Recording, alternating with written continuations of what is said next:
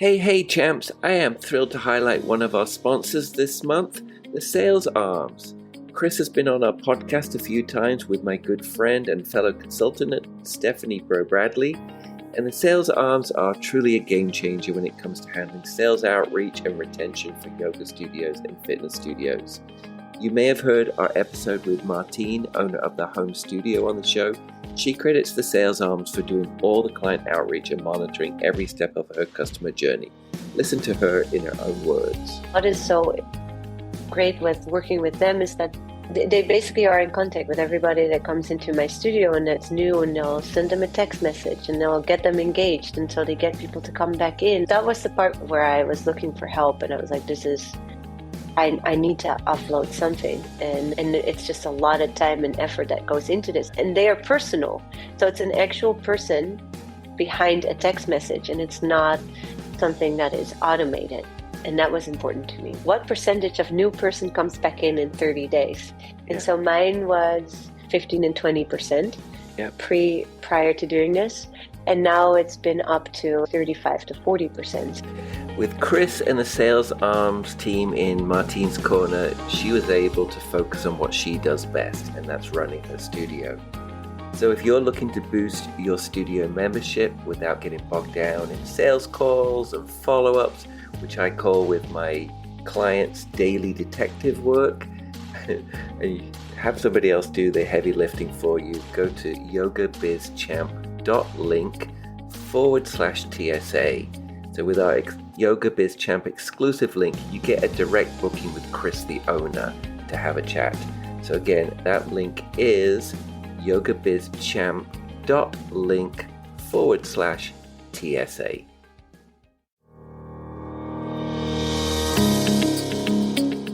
Hey champs, it's Michael J here, Yoga Biz Champ. And if marketing your yoga studio feels confusing, inconsistent, or just plain exhausting, this episode is for you. I'm joined by Hadis Kiani, a Vancouver-based yoga teacher and retreat leader and serious marketing background. She's one of those rare teachers who not only fills her classes and sells out retreats, but also understands branding, community building, digital strategy, and yes, we're going to talk about ClassPass. So she kind of looks at things that a lot of studio owners overlook. We're going to talk about what actually works in yoga marketing in 2025, from how to build trust through your intro offer to the way branding and communication either bring people in or push them away.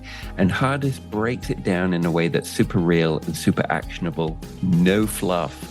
So if you're running a studio or about to open one or dreaming of opening one, this convo will get your wheels turning. And if you're ready to build a strategy that actually works, book a 30-minute coaching call with me now for September intake. I will be gone for most of August 2025, but I am booking now for those calls. So just head over to yogabizchamp.link/podlink to see if we are a fit to help start a studio or grow a studio. Let's get into it.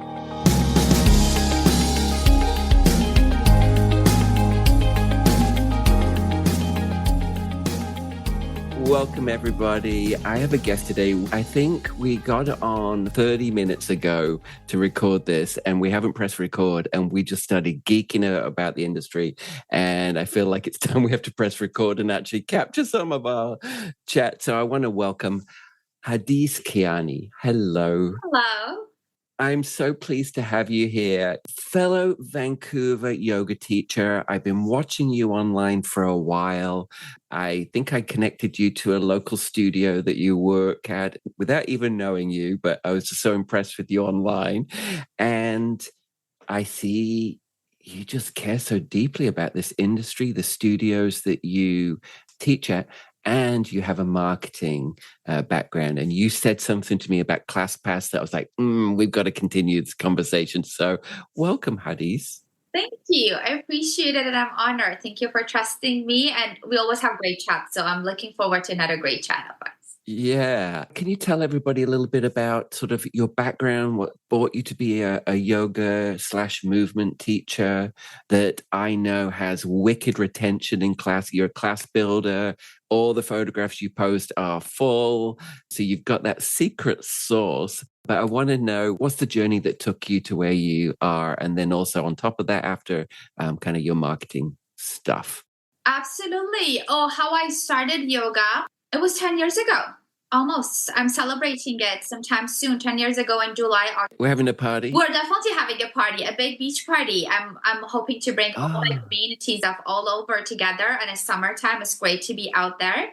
But mostly I want to honor all the people who have supported me. For some of my students, I know them for 10 years and they've kept coming, even if they have moved or they come to my retreats, they come to my workshops, they support me in different ways. So even if I don't see them on regular basis classes, we're still in contact, and I want to honor and I want to celebrate that. Yeah. How I started, it was kind of like one of those beautiful accidental things that, it takes you on a different path. I was doing kickboxing. I was very much into MMA. I truly loved it. And one of our colleagues came to me and she was like, what would be a great balance for all this like heavy things that we do? Yoga. And I'm like, okay, I've heard of it. I'm familiar with meditation side of it, but like what form of yoga, what are we talking about? And she was like, I have this free path. And then at that point, it was for a local hot yoga studio. And I'm like, I will go check it out. And I held on to this path, to this free path. I didn't use it. And I had a break from school during summertime. And I'm like, I might as well go and use this path. I don't have much else to do. And hot yoga in summer is a different vibe. I fully get that. I get different energy. And I went to my first hot yoga class, and it was actually with the teacher that I took my teacher training with, my original teacher training with. It was very soothing, very calming, like nice flow, a lot of creativity, she's very philosophical as well. I loved everything that she said in the class. It was like a journey of storytelling, of good movement and balance and thoughts and poetics and like everything. And I love this. I gotta get me some more of this. I know. And I'm like, I'm used to different kind of movement. This is fabulous. And then I truly used that 1 week. And that's why I'm like, that first that intro off a path is important, right? So important. And I always tell my story, and I'm like, you never know where people are coming from, their backgrounds, but the experience you're providing to them, where it's going to take them. And I'm sure many people resonate that they've had a great experience and they've looked into it a little bit further, deeper. They've become practitioners, not necessarily teachers, but like even dedicated practitioners of the craft. I truly used my introduction. I think it was a 2 weeks one. And in one of the classes, again, with the same teacher, she mentioned that she is running a teacher training and it's coming up. And if anybody wants to join or anybody has a class, again, one of those beautiful things of announcing your other offerings that you have in a natural way in front of a community that you already have. And I remember she taught that studio. So she didn't do it in the middle of Shavasana? No. I have lots of love to say. I don't like to mention names, but at the end, she had a Tuesday, Thursday morning class for over a decade at that studio. She had her own regulars going on. So the relationship was already built. Obviously, new people will come and go, but she knew who she was talking to.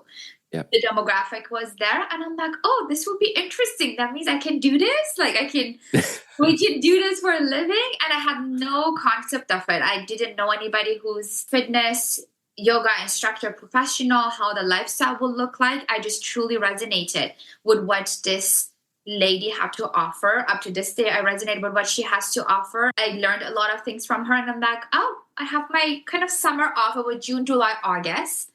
And I would love to learn before I go back to school or continue with my journey of life. And that's how it happened. It all came together. I put the money together. That kind of happened really, really great. It was a lot more accessible, to be fair, at that time as well. Yeah. Were you a good teacher right away, or did it take you a while? No. Yeah. I don't know if I'm a consider myself a good teacher now. But I mean, I hired a lot of teachers owning a yoga studio and fired a couple. But out of teacher training, I found they weren't ready. They didn't quite have their own voice. Like at first, we kind of copy our teachers a little bit, and then till we find our own voice. But even just projecting to the back of the room, right, and things like that. So how long did you think it took you to feel, okay, not a good teacher, but feel like a comfortable teacher? I think up to this day, I still really have to be grounded. I have rituals and practices that will support me in order to create that thing that I think is important, projecting the voice, having a good experience, having a great energy myself so I can transfer that energy. But many years, I genuinely want to say, and I think it's a life journey process. It is. It never ends, really, does it? It never ends. I don't think we will ever get to the point that we'll be like, okay, I'm an Olympic champion of teaching. This is it. I've achieved all the achievements and I'm done. I'm going to go home. But I think you and I are confident enough as teachers that you could be thrown into, I could anyway, be thrown into any room, any size of room, and be okay teaching. Yeah. And any style. And any style. And yeah, that one, absolutely. I feel confident and comfortable to say that for sure. And I've had that teaching at many places. Like there's always a lot of first steps that you have to take. You have to be comfortable with being in new spaces, with new demographics, new communities. But it definitely did not come just with 1 or 2 years of teaching. It has been a life journey. And learning from a lot of people and seeing how they hold space, how they create environment, and how people are changing also. Our communities are changing, health industry, fitness industry is changing. So what works best now based on this scenario? COVID was a big deal. People were having different experiences. What's the best scenario, the best wording, the best way of weaving in what is happening outside to this experience that we're creating now? I think that's a constant evolvement of what we're doing. Yeah, and I think a good teacher is paying attention to the people in front of them. Yes, hopefully. I have been to classes, or one class in particular, of a very well-known teacher back in the day who leaned against the back of the wall behind and just verbally spewed out the cues. And I feel like a good teacher is somebody that's looking, like that's actually watching what is in front of them and then able to go, hey, let's stop. I'm seeing this across the board. Let's take a look at this, right? Instead of just spewing a flow. I always told my teachers, you're not showing a flow, you're teaching, you're educating. Yeah. I think 2 comments about that, and I love how we're kind of on the same page on that. I think one thing is that I love a prepared professional, and I really think that we are professionals creating an experience. I love someone who comes in with a plan, but is also not attached to that plan. Because I have a lot of regular classes, I have to make sure that I provide them with creativity, and there's opportunity for growth. There's opportunity for comfortableness to be like, oh, I kind of know this one, but there's this new thing that I want to learn. So I love a teacher. I love myself to be prepared music wise, if there's music, environment wise, set sequence of what I want to teach in all my classes. But I've also learned not to be attached to it and be prepared that this thing that I thoughtfully created for this week of my classes may very much be thrown out of the door because there's something else happening at the studio. The people are not there, or there's quite a bit of new people that I don't know, and they haven't practiced with me before, so they're not familiar with my style, and I really have to make them feel grounded and comfortable. I would say when I was a younger teacher, I was over-prepared. I mean, I had it was scripted out. Inhale, arms overhead. Exhale, arms down, like it was that detailed. What I can say after 20 years is now I know the theme. I don't have to have it written down. I know the theme where I want to go. And so I know the kind of the path I can take them to there. So I feel like that gets a little bit more fluid with time. For sure. Absolutely. Also like it's great to have certain themes and certain sets already at the back of your head. Like this is almost like my safe zone that I know whatever happens in the room, this will be a great experience. Yeah. Now, if I have regulars and they're looking for something more or they're looking for something different, this is something else I can bring in my toolbox. Yeah. But the original box is already... Where you want to go. The actual ice cream is already yummy. You can add all the toppings on top of it, which would be great. Can you tell me a little bit about your marketing background? Absolutely. I actually want to tell you one more thing. Sure. Yeah. One of my best experiences, and God knows how many classes I've taken, my best experience in another city, another country, with a teacher. I will tell you about the experience. The class was blindfold. Uh-huh. It was a lot of like sensory deprivation style of the class, with music being a certain way, with lights being a certain way. And it was a 75 minutes flow. And flows usually, like, there's a lot of intricate things that it has to go together. Full room, I want to say at least 50 people. I was a guest in that city, and I was just like, I want to go and sign up for this class. It looks cool. I want to know what's happening. We didn't know who's teaching it. Like, the name was there, but I never met this person. And a lot of other people were new, and I'll tell you why I know a lot of people were new. When we took off our blindfold, our teacher was actually on a wheelchair. Oh. Yes, she was a lady with accessibility. She was a disabled lady. But to that point of you not demonstrating or like leaning against the wall with the example that you had, I didn't need to look at this teacher and her poses and stuff like that. But it was the most fabulous experiences up to this day that I've had, that I was truly in my body. I could follow everything. The cueing was fabulous. Yeah. Without me needing to look and see. Obviously, that takes a little bit of like knowing, like warrior two, like postures and stuff like that. But even her fluidity of words and fluidity of postures, one after each other, was so fabulously done that she didn't need to demonstrate. That's amazing. Yeah. In my head, I would like to strive to be that way. Well, I quite often had teachers that would say, oh, my ankle, my knee, my this, I can't teach. I'm like, you have a voice. Yeah. Like, I can't tell you how many times owning a studio over 13 years where I sat on a stool and said, I can't practice today. Yeah.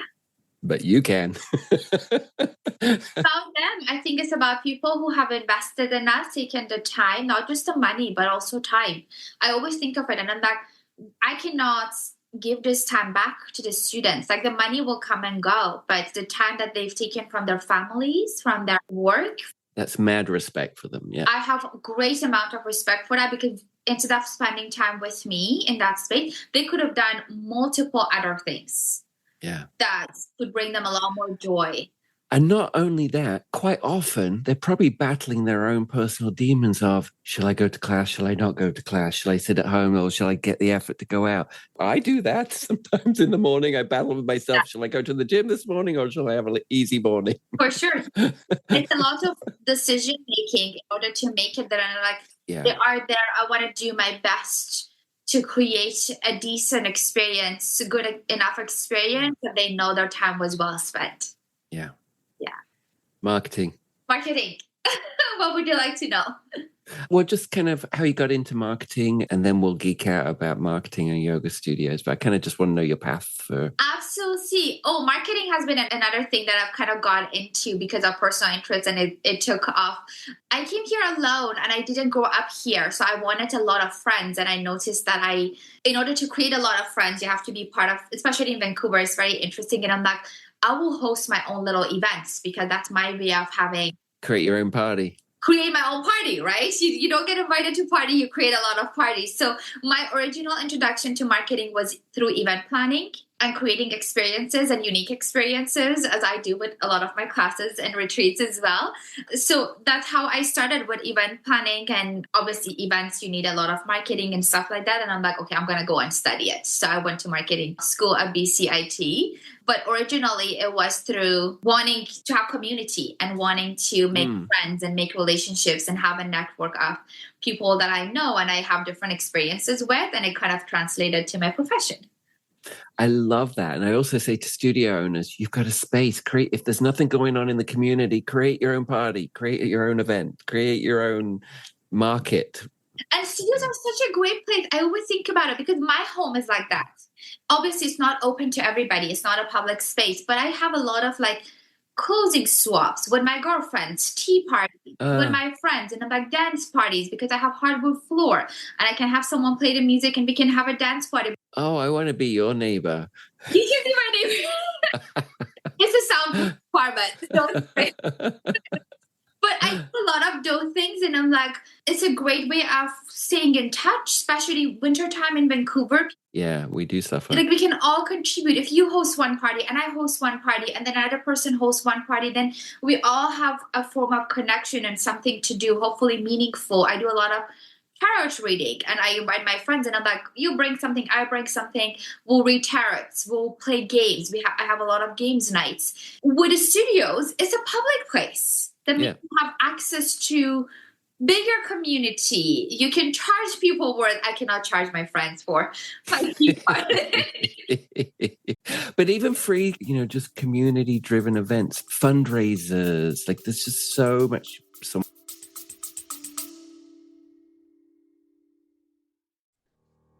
Ever wonder if there's a better way to manage your yoga studio?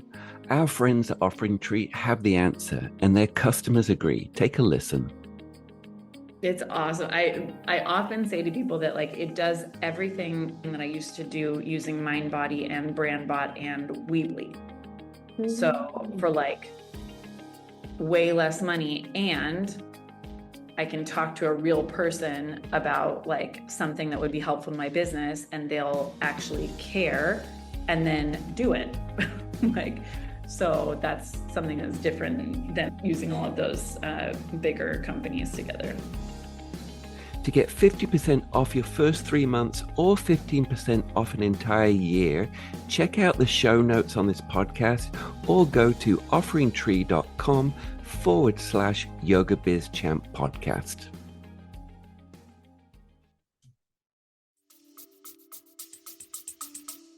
Can do with the space. So with your marketing, you're a teacher and you've kind of helped studios on the marketing side of things too. And I'd love to talk about the industry and, studio owners. I feel like they're either really on it or really lost as far as marketing. And there's also a lack of confidence in the studio world too. And I'll also go to say, as far as I've been a marketer for a long time, I was trained in England in marketing. I had my own design agency, and that's my world too. That's why I love geeking out about this. And I also believe it's the superpower I bring to the studios, because it was so easy for me to market my studio. But I feel when I meet studio owners, there's a lack of confidence. And I feel like right now, branding and glossy is great. Yeah. I love on brand anyway. I like on brand. I like to know, and I'll give Stretch Vancouver, one of someone I've worked with before, but that you work with, and brand wise, it's like they're black and white. The imagery is beautiful. The fonts are the same. The emails come the same way. So right away, whether you're reading it or not, it's them. And so I believe in that. But I believe that most studio owners get lost when it comes to talking to the camera now. And marketing has changed from that glossy up front to more behind the scenes, more from the heart and authenticity. And it's just getting confident talking to the camera and telling people what's going on.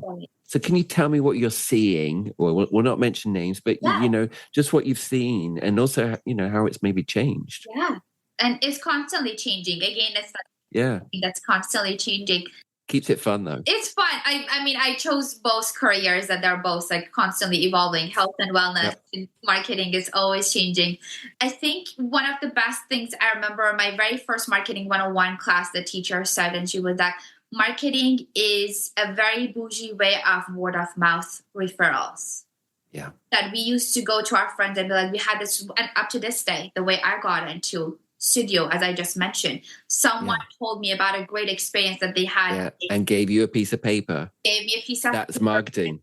Exactly. I went and I experienced that. I had a good experience. I continued with it, and 10 years later we're in a different world. So marketing wise, I think it's such a crucial part of owning any business, but especially yoga business, because you're not just selling a service, you're also hopefully creating community. And transformation. And I always say, and I'm like, if you do a good enough job, the community will go and do marketing for you. Yeah.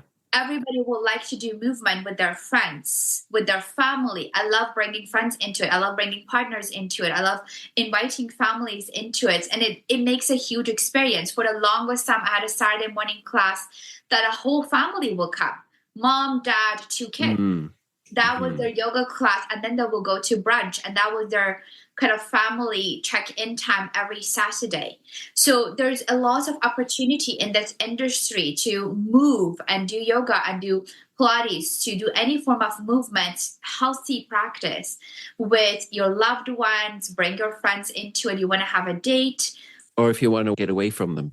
Get away from them also. Process all of the demons away from them. But there's so much opportunity in community building. I think most studios come from such a good heart of many owners that I know.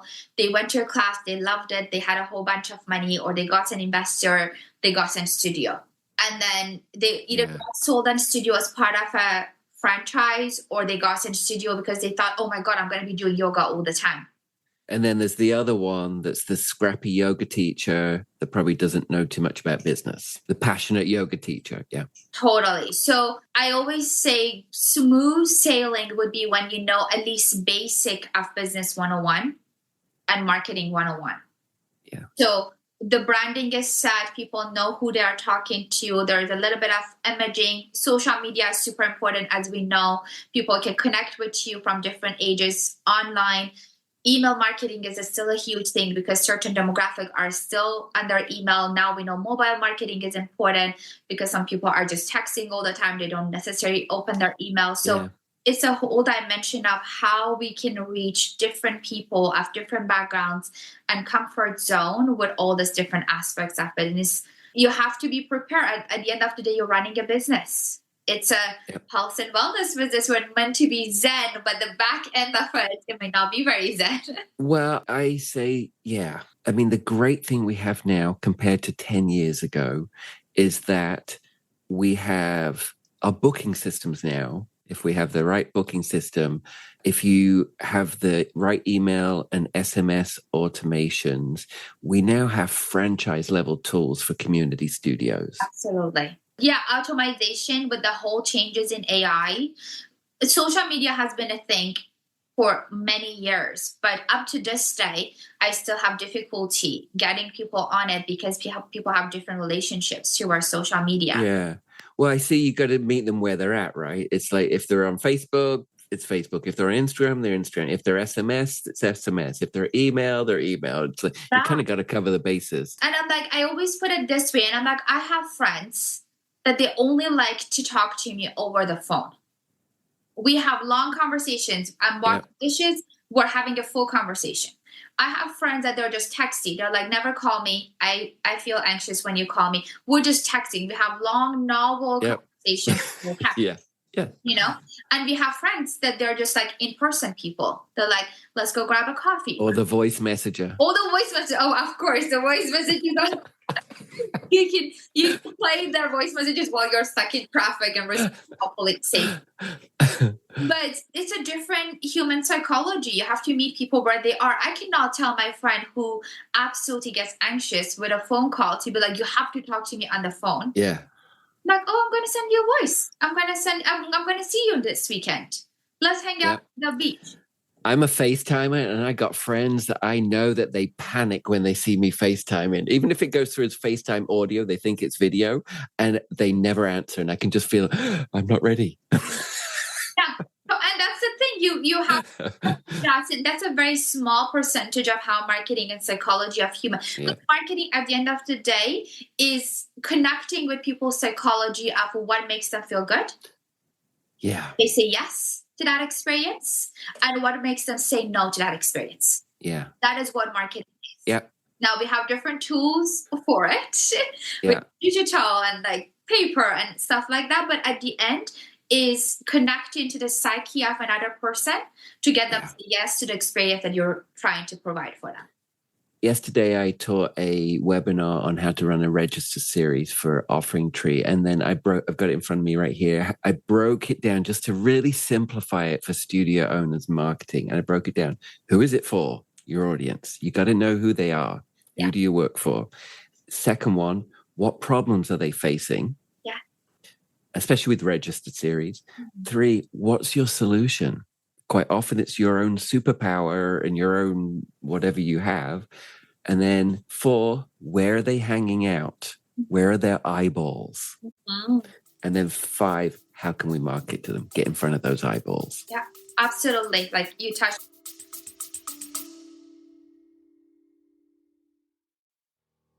Hey champs, I want to spotlight our podcast sponsor and someone I consider both a friend and a trusted expert, Mitch McGinley from Boutique Fitness Brokers. He's been on my podcast multiple times. He's a former yoga studio owner just like us. Mitch and his wife successfully sold their studio just like I did, and now he helps others do the same. So if you've heard my conversation with Jill Agonias on this podcast, she sold her studio for well over asking price thanks to Mitch's guidance. Whether you're thinking about selling your yoga studio for top dollar or you're looking to buy an existing studio, and let me tell you, that can be a great head start instead of building from scratch. Mitch is your go-to guy, seriously. He understands the ins and outs of the yoga industry, from valuation to finding the right buyer or seller. Plus, he's been right where you are, so he gets it. I'm always talking about building a profitable business that can be sold or carried on. My former studio is in its 22nd year now, and it's under its 3rd owner, and I consider that a legacy. So if you want to explore your options for buying or selling, head over to yogabizchamp.link/BFB to book a no obligation chat with Mitch himself.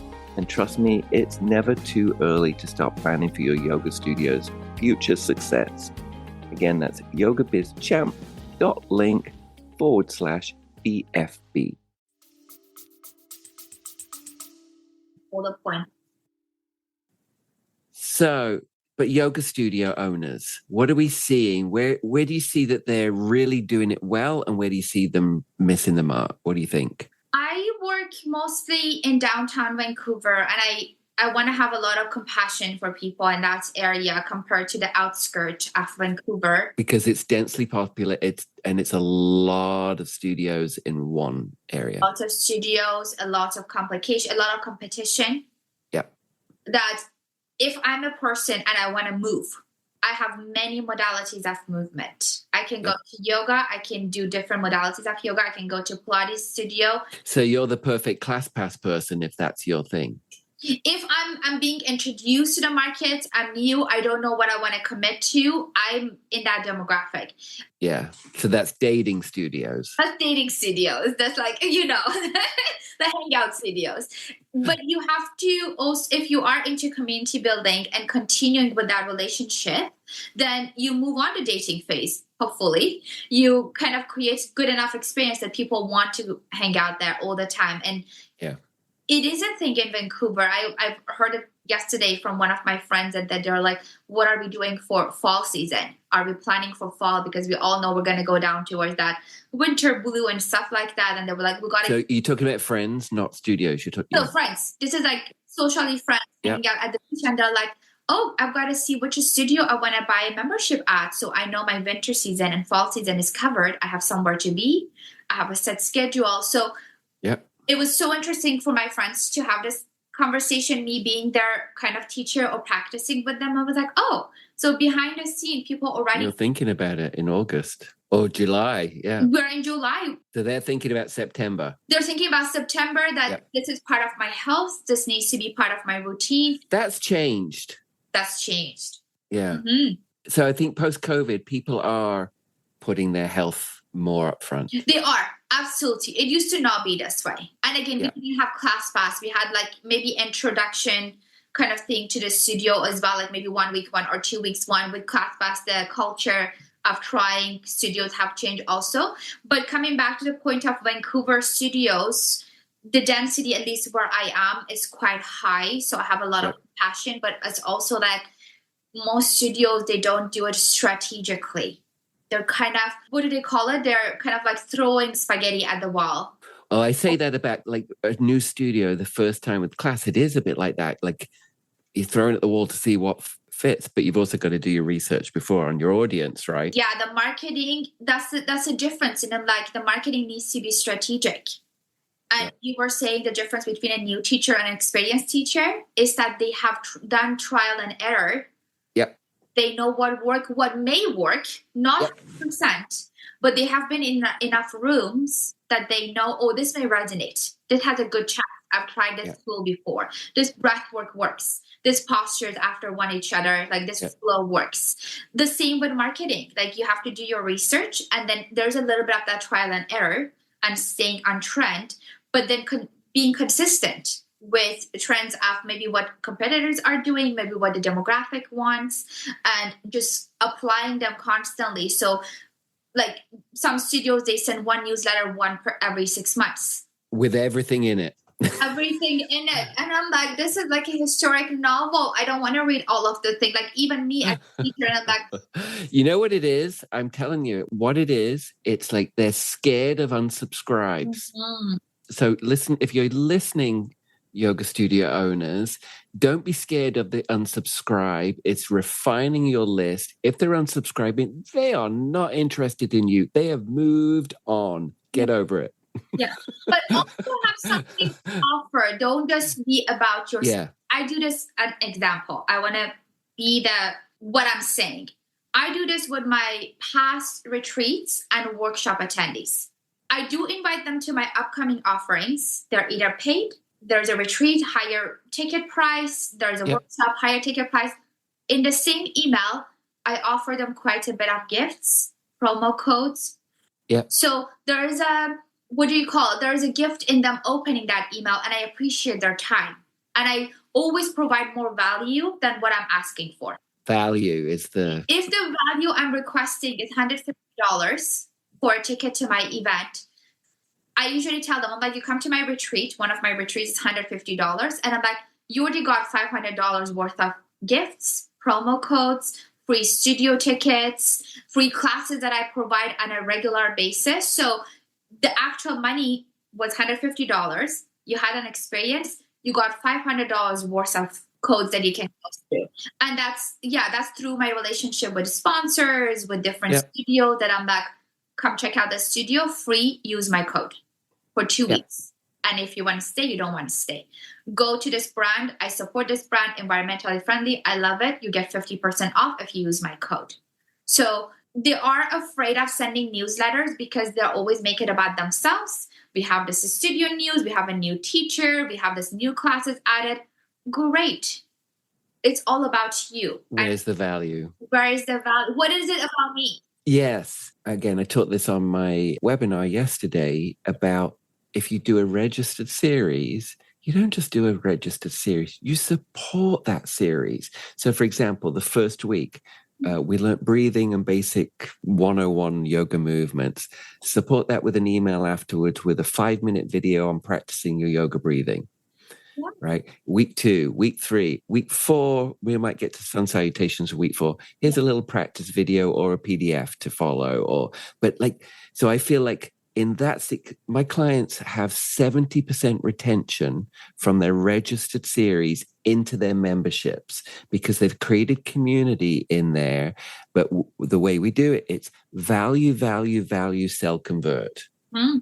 Yeah, that seems like a good deal to me. That seems like in my psychology, I feel safe about that. And I'm like, okay, if I resonate with your product, if I resonate with your service, and I know on top of that experience, I get all of this other valuable things that you're providing to me, and you're keeping me supported, you're keeping me well catered, then it's very hard to say no to you. It's like a Godfather thing. It's hard. I will make you an offer you cannot refuse. It will be very hard to refuse. Yeah. It's that kind of idea. I think with the studios, they mostly go wrong because now they want to become businessy, and they all become one-way direction marketing. Yeah. The next sale, the next registration. The next sale. Yeah. Do some community classes. Do some fundraising classes. Do some free events. Like you have the teacher on your payroll, have a weekend class that they can bring their partners and introduce them to yoga. Yeah. Or bring a friend kind of a week. Yeah. My favorite ones are the softwares that you can have 2 guest passes a month on your membership. Like it's the best. And then if you have automations to that, actually you have automations, but actually you shouldn't let that guest leave without buying a membership. Absolutely. From that class, right? Class pass. So I want to get to this a little bit because you piqued my interest about how to manipulate ClassPass to a studio's benefit. Now, I'm going to go on I'm a mind body certified consultant that is very associated with ClassPass. I have an episode, if you want to look back, folks, on how I broke up with ClassPass.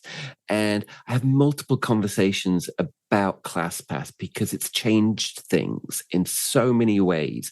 Now, as a ClassPass, I've used it several times, and it is the best way to get different studio experiences. Like for me to do market research, it's like, that Pilates class I went to across the bridge, and I mentioned to them that there was like all these dust bunnies in the Pilates equipment. And then they say, oh, but we get a cleaner in once a week.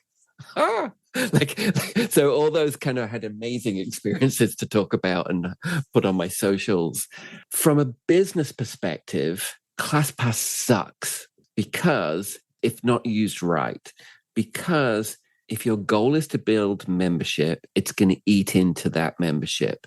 What I see and discuss is that ClassPass people are ClassPass people, and they're hard to convert because they like that they can get their Legree class, they can get their nails done, they can get their Pilates, and they can get their yoga, all of the things within their membership. So it's great for that. You get a certain amount of points. It gives you variety. But when I look into my dashboards of ClassPass or in the booking softwares quite often, ClassPass actually presents it as, we've saved you this much money, we've filled this much classes. But if you go into the dashboard of your booking software, it quite often says, no visit after first visit, or don't convert. So it's not always great sunny news on there. Now, I'm babbling here because I got a lot to say, but then I see, as a ClassPass user, I just logged on the app and just to see. So what I was noticing were the studios that seemed to use it right really tweaked it. And so what I mean is the Legree studio downtown, I wanted to try Legree. I haven't tried Legree. I never did get in because I haven't got in because they only offered a 6 a.m. class on ClassPass. That was the only class I could get in. And I'm not downtown, so it's too early for me. But from a marketing perspective, every time I logged in, I saw Legree. I saw that it's downtown, so I know it's there.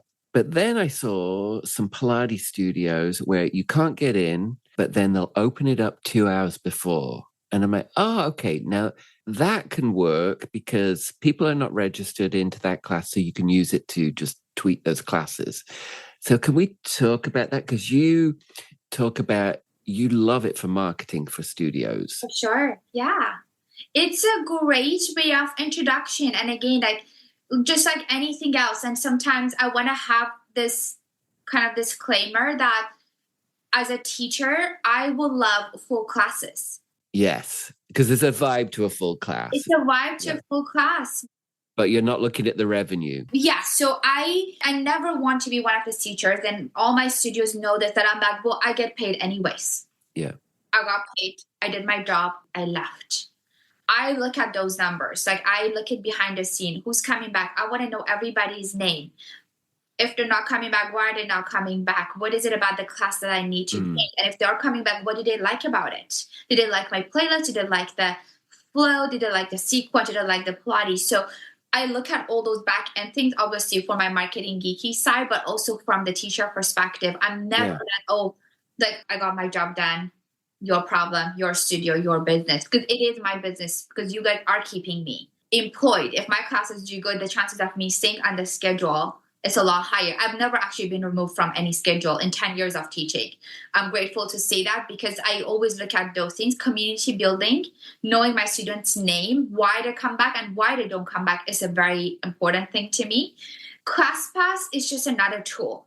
It gives a studio the opportunity to come and explore and experience. Either you are a new studio, you have a new offering, you have a new teacher, you have a new time spot. What I think it becomes detrimental is when you have it ongoing for all classes. All classes. Which ClassPass, actually, if you speak to them, they're going to tell you to maximize your inventory, which is open it all. And so most people that I know that have signed up don't know that you can change things. Well, that's the thing. That's the other part of the education of knowing the system that you're working with, either Mind Body, Marina Tech, or any other system. It's an introduction. So your bread and butter are students that are paying you regular fee. They're on a subscription. They're on a membership. They have to get the first dip. They have to get the first things. You have to allow them to sign up first. Now, this instructor is new in the time spots, new offering and all of that. The classes are not as full. Open it to ClassPass. So there's more exposure. There's more opportunity. My certain one of my classes, they don't have access to ClassPass because they're already filled with regular students. Right. So they usually go like the 6 a.m. ones. The instructor can be a top instructor, but the chances of people getting up at 6 a.m. it's a lot harder. But if they get approached, maybe they will get to the 5 p.m. class as well as a member. So it's an introduction part to come in. It has to be reduced, even in terms of number. After 3, talk to that student. They have been to the studio 3 times. But you can't stop them from coming after 3, right? In there? I do have studios that they do stop, and it's a front. Oh, they do? Yeah, I don't want, again, I'm mindful of not mentioning it because it's part of their back end. Yeah. After 3 times, they convert the student. So they have a script, ClassPass conversion going on. How do you like the classes? You've been coming 3 to 5 times now because it's summertime. Yeah, but it's done on the front desk. It's that in-person conversation at the front desk. In-person conversation. There's a deal for ClassPass people. So it's better than on the website? Better than on the website. Yep. That you've been coming here. How do you like the classes? How do you like the teacher? Would you like a better deal compared to ClassPass that you can get 5 punch passes? You can get 2 weeks unlimited. You can try as many classes as you want. You're not restricted. You don't have to just come certain time. You can come as many times as you want. You can bring friends if you want, but you have to convert today. And that script, which I'm happy to share with you behind the scene, is a fabulous script. I know the transfer result of it as well. I'm happy to share with you the stats, but the studio is on top of it. The multiple studios that they do it, they're on top of it. Yeah. So who's on top of it? How are they on top of it? I mean, and you'll probably just get in there and dive in, but are the owners on top of it? Whose responsibility is it? So I think it has to be the obviously the owner. You want your business to thrive. Yeah. And the whole team, their training, the staff, including teacher, is your thing. But front desk staff, and I have a lot of my friends who does front desk. I have done front desk for many studios for many, many years. I have a lot of compassion because of the pay market of the front desk staff and the demographic we usually hire. Some studios are reluctant in educating them what their responsibilities are. Yeah, 100%. Yeah. It's not just a body there. There should be a goal to that position. Yeah, there should be a goal. There should be a purpose. And it's part of your community and team building. Can you just quickly say if you think it's a mistake for community studio owners not to invest on the front desk? Absolutely. Because we are all part of the team. From the first person you see, from the minute you step inside, the first person you see, fill the bathroom, change room, shower, water filler, coming into the studio room, meeting the teacher, environment. Yeah. These are all part of how customer journey. It's all part of the journey. That person at the front is the first. They usually don't see the teacher till a little bit later. If the person at the front is, and I go to the studios and I have difficulty with front desk studios as well. And I'm like, I came in and the front desk was doing their personal TikTok or was doing their own thing. You are on company time. At the gym, it's very hard to be just a customer. I know.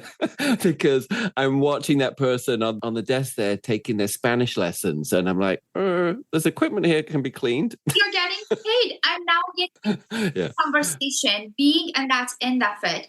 If the responsibilities are higher, maybe create enough revenue that there's opportunity there. That person, that front desk person is your sales advocate, is sales ambassador.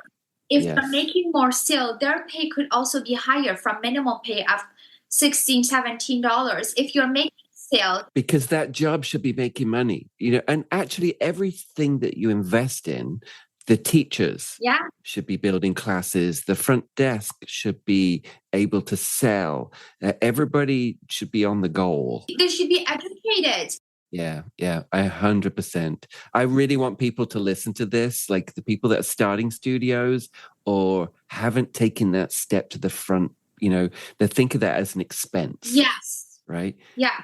That's a person that's going to convert for you and build. Or they're bringing their cousin or their teenage. Yeah, or work trade. And all of that is great, but you have to see that's part of your marketing. That's also part of your system. 100%. Hallelujah. That's already a part of it, because I'm like, again, the studios who do it great, the person is on top of it. How was your experience? What did you like about it? Do you know we have this sale going on? Do you know we have this membership on sale? Do you want to bring your friend? Do you have a partner? This is an extra pass for them.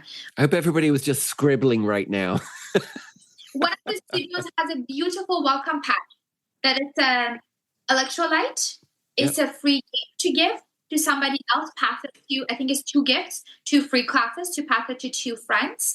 And it's a lip balm, which again, these are something that you can kind of collaborate with an electronic company. Yeah, that's the beautiful thing. You're great at partnerships for your business, but studios, I was fantastic at that. I had relationships with the health food stores, the chiropractors, the physiotherapists, like all of them. And anytime I did a fundraiser, hey, do you have anything to donate? Yep, no problem. They knew I'd scream about them. And you value, and it's again, you want to be like, you are in the corner of Kitsilano and Burrard. You are a community. If you're covering that age radius, the number of people in that radius that they can be part of your community is quite a bit. You're not in the middle of deserted island. Add value to them. There is a chance that there is a vitamin shop there. There is a body energy club there. There is a coffee shop there. My outdoor classes are free, but I get it sponsored to bring everybody acai bowls. It's a free outdoor class. People didn't pay for it. I don't want any money for it. I do beach class all the time. The studio covers my fee. My fee is covered, but it's free to members as a way of providing opportunity to them to come and see like how the class is going on. Like summertime, we want to be outside at the beach. Come to my beach classes, bring your puppy, bring your partner if they are reluctant. This is a great introduction. Fall season, heart yoga. We'll go back to the studio. Yeah. And I know a lot of my students that signed up for the classes because they came to my last year summer classes. They were like, we had a great time summer at the beach every Saturday. We will come to your class. We will go to farmer's market after. We will go grab coffee after. Great experience. Yeah. The coffee shop's great, by the way. My client, Peaceful Yoga, just partnered with the coffee shop to do coffee sleeves. There we go. With their QR code on it for their intro offer. Yes. Yeah. There's so many ways of building community. If your idea is not just like me, business. If your intention is community building, you'll come up with multiple ways of collaboration. Yeah. Creating relationships with people, with other businesses. You bring business to them, they bring business to you. That's the best way. We're off ClassPass. We're off classes. Oh my God, off classes. So ClassPass introduction, just keep it as an introduction. Yeah. And so do you work with the studios for your classes about the control of like, so, the turning on and off of do you advise them on that? And I do. So 2 of the studios, I'm on prime time, evening time. Yeah. There's no ClassPass for my classes, especially during fall winter. Yeah. There's no ClassPass. For summertime, I think we opened it for 2 of my classes. Yeah. And I had a new class introduced. And you open it up just like 2 hours before or? 2 hours before. I think it's the day before also. Some of them are 2 hours before. But it's literally because summertime, some studios become slower, especially the yoga ones. It's a way of getting people in and come and try. Some people have more time, they're on vacation or something like that. And then for fall season, then they've already had that experience. Yeah. But I work with them all the time. And I'm like, because I see all the numbers behind. And I'm like, this is the amount of returning clients that I've had. These are actual members that are either punch passes or monthly membership, yearly membership. Maybe leave it 10%, maybe 5 punch passes that they can only do for ClassPass maximum. And that is if our regular students already didn't sign up for that. Yeah. Okay, great. So just really controlling it and just using it mostly for marketing and filling classes. Yeah. So just folks, don't have it. I mean, honestly, I feel like that's a studio killer if you just open your whole studio. Well, it kind of cheapens the experience, though, don't you think? Yeah, I do. The value of what you're trying to create, but also some studios with smaller capacity, right? Not every studio is 50. If your actual members cannot get in because a whole bunch of ClassPass people signed up, yeah, they're going to be pissed. They're going to be upset and they're going to cancel the membership. So which one do you want to invest in? Yeah. You know, I look at everything. I want to make sure that I'm staying appropriate, but I look at everything in a relationship perspective. And I'm like, who do you want to invest in? Someone who's like a future person, future partner, long-term partner, has good goals and values, is committed to you? Or you just want to kind of invest in that person that only calls you when they're bored? Yeah, but I have seen studios treat ClassPasses differently. Okay. Right? Then because they're kind of like, oh, they're just ClassPass.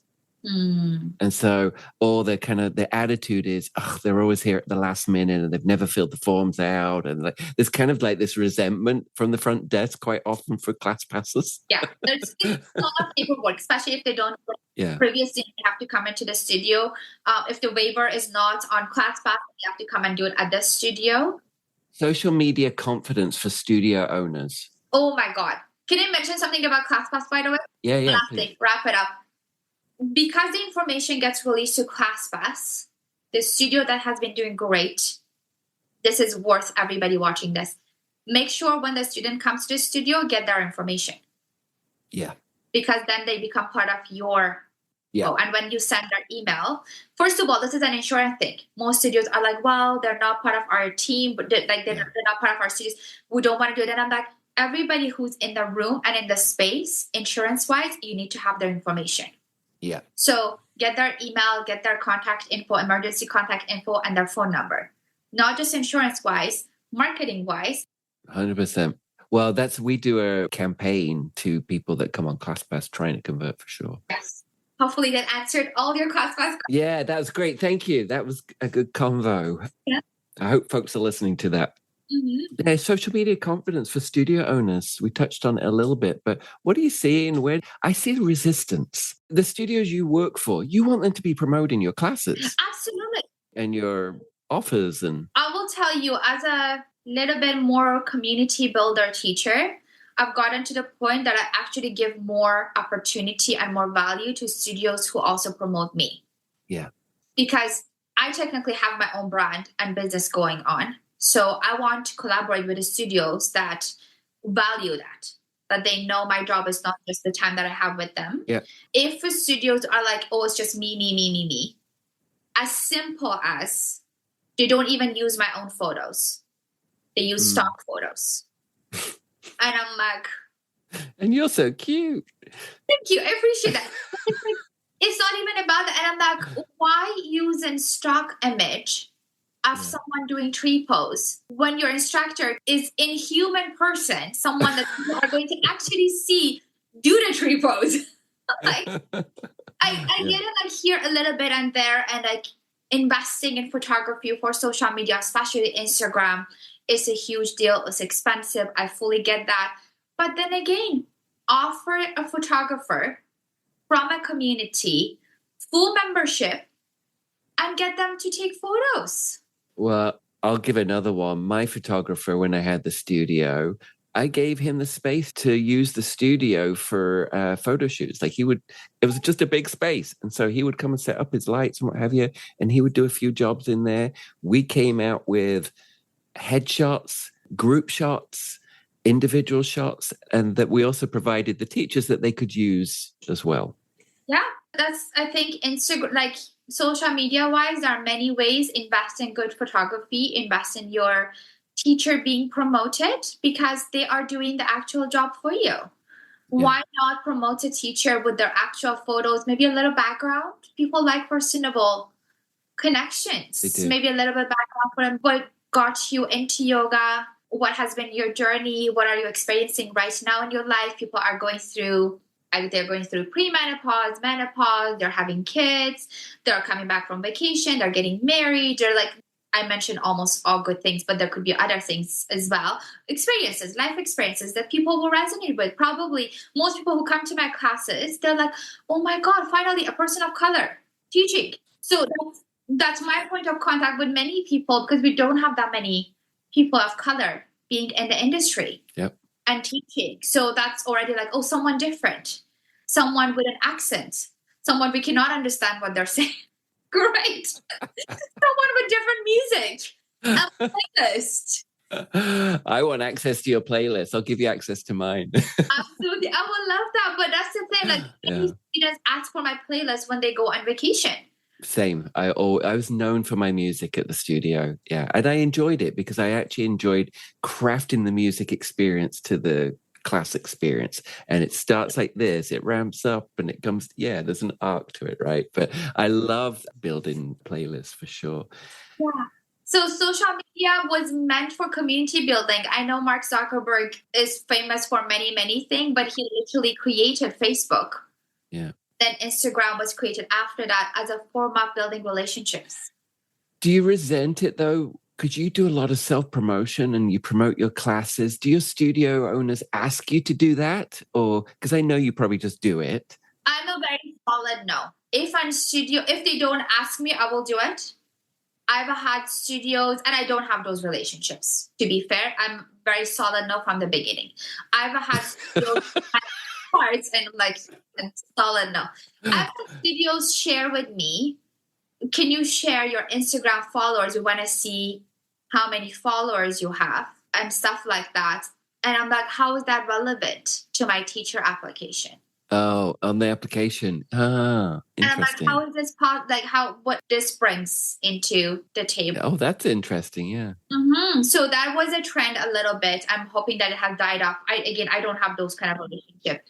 The pre-stalking before interviewing, almost. Pre-stalking yeah. And again, like if someone applies for any kind of jobs, most of us have some form of online presence. But my value as a teacher has nothing to do. Like I had so much value for many years without having any social media. And I was a social media strategist, but I wasn't on social media for very personal reasons. So even though I was handling other people's social media, I definitely didn't have social media. Yeah. This whole social media thing is just new for myself. My value as a teacher, especially in the yoga industry, should not be based on my followers. Yeah. And we have many fabulous teachers who know nothing about social media, or they're not on it for personal reasons. One of our teachers is great, full wait-listed classes, but she works quite a bit with ministry and addiction. And she's like, don't tag me. I had a teacher that was a parole officer. She's like, please don't use my full name. So that should not be value. However, if someone is comfortable with that, it's a great tool to use. Yeah. For creating personable connection between your teacher and their demographic. Are they doing a good job though? Some studios do, absolutely. I have to give them props. But what I call good, I like to see community thing going on. Obviously, beautiful photos. That means you have invested in photography. You're not using stock photos. And some they go overboard. Yeah. That everything is just super polished. Yeah. Super like photographed in AI. I feel like if you just post into Instagram, that's fine for your glossy thing. But I think where they're not using it enough is the stories, the behind the scenes. It's the vibe I want to see. It's the vibe. I want to see the characters and the community and the students. And do I fit in there? Mm-hmm. Do I see myself there? Yeah. Or a little bit of a tease of a behind the scene of what other people's experiences are, what other people are saying, what 100%. space look like if I haven't been there. Or I was there, oh my God, I had this great experience. I want to share with my community about that. So I think we're missing that social media was meant, and this is all across all industries, all across our life. Yeah. Social media was meant for creating relationships. Yeah. And we have gone so far away from that. And now businesses have many different ideas of what to use social media for. Yeah, so it's how many followers. And so I will say this to people, to my studio owners, that followers could be important. Say hello to them. Mm-hmm. Right? Yeah. I call that sales by chat. It's just like, hey, are you in Vancouver? Yeah. Do you practice yoga? Where do you practice? What do you like to practice? Yeah, start a conversation. Like, what are you experiencing right now? What was the thing? It's like they're not just a number. There's a person behind there that's chosen to follow you for a reason. So say hello. Yesterday I did the webinar. I came off and there's I got some new followers from the webinar. I'm like, hey, were you just in the webinar? And they're like, oh yeah, great. I really loved it. But it started a conversation. Absolutely. I always say, like, social media is kind of like your business card when you're not there. Yeah. It's already doing all the introductions for you. It's already doing all the references for you, all the reviews for you, all people's experiences with you. If you just leave it there and continue to feed it that way, but it's there when you're offline. And some people are like, oh, let me check out the studio. Yeah. Do I like the teacher? Do I resonate with the space? Is it extra polished or is cozy and humble? Does it have plants? What kind of lighting it is?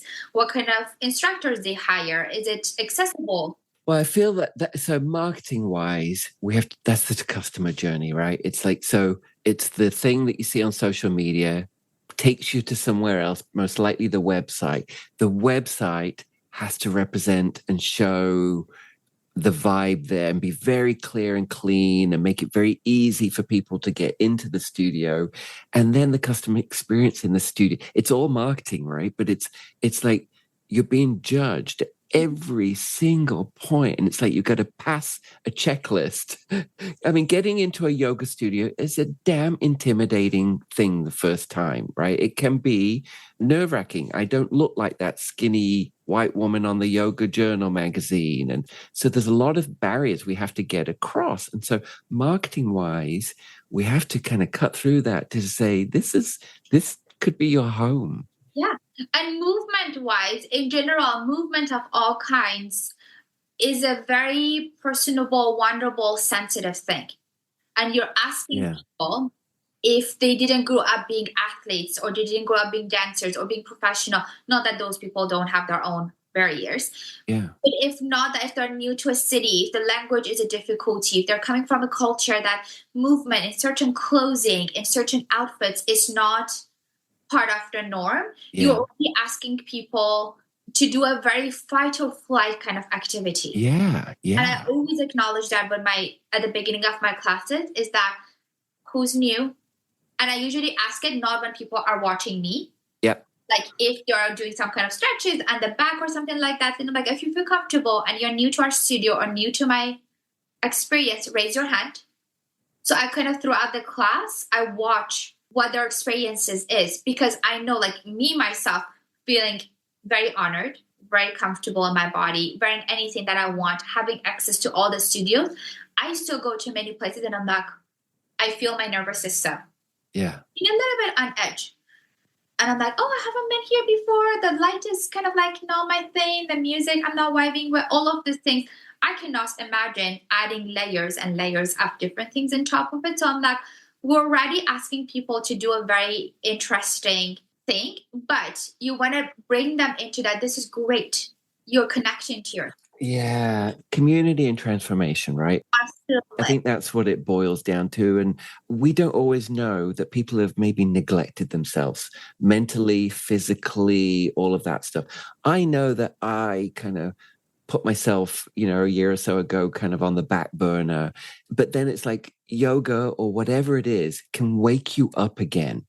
And for me, it's like I have a personal trainer, Mark, that, I have a shoulder injury, but shout out to him. I saw him this morning, but he is so fantastic with me that he lives in my head for the rest of the week. Little things, on protein or movement things. It's like, I think about those things. They have a difference and an impact in my body. And then I'm excited for the next week.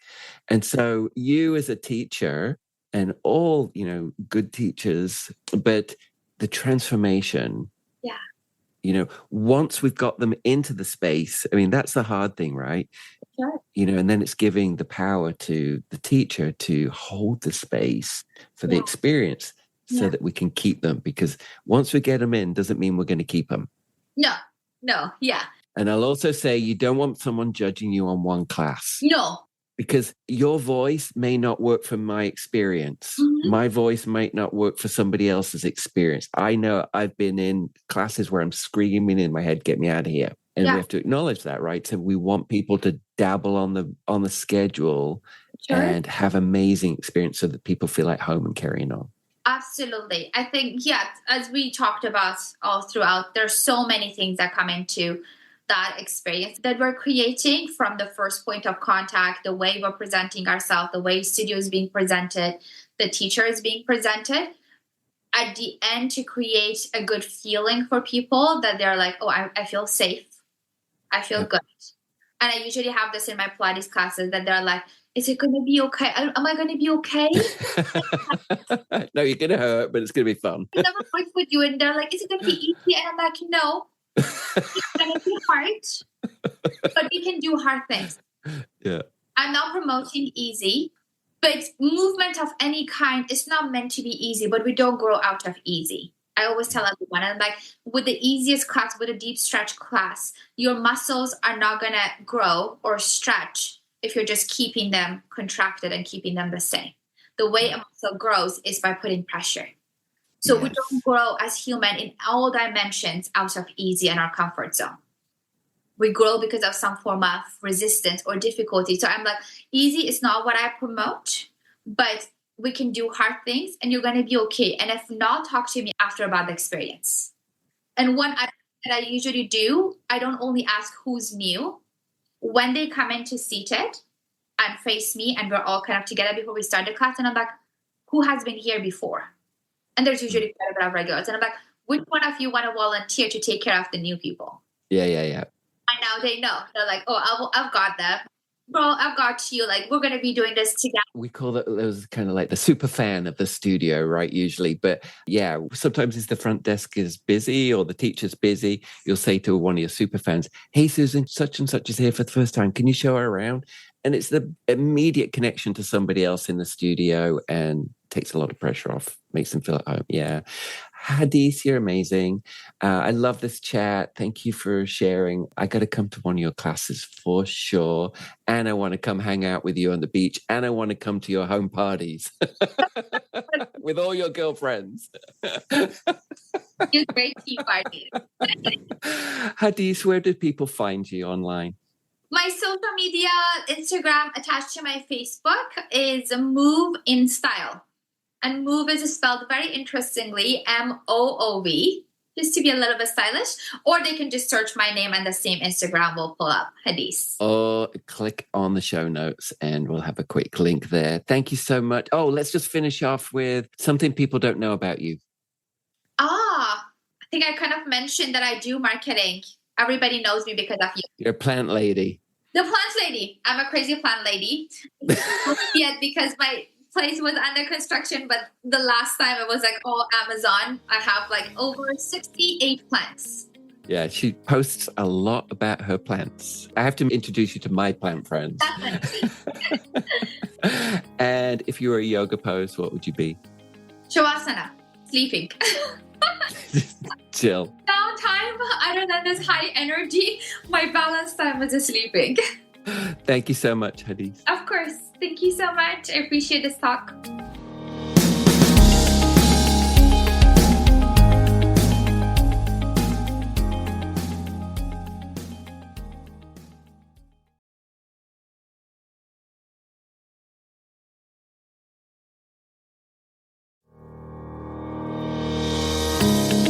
Thanks for tuning in, champs. If you've enjoyed today's episode, please subscribe and leave a review. It really helps me out a lot.